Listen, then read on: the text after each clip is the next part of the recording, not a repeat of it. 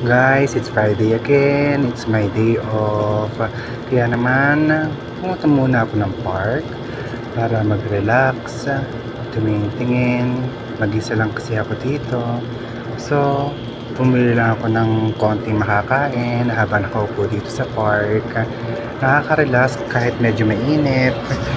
Gantong oras talaga ako pupunta ng park. Around 10 o'clock, kahit masyadong mainit, okay lang. Kasi wala pa masyadong tao. Gala-gala muna pag may time. Ayan. Malapit lang naman dito sa bahay namin ng park. Siguro mga 2 minutes. Abot tanaw na mula sa bahay namin. Kaya yun, kahit mainit, gala-gala muna. Naka-sunscreen naman ng lola. Kailangan para hindi mangitim ang mukha.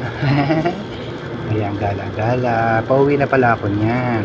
Tapos na rin ako magpakain ng mga stray cat.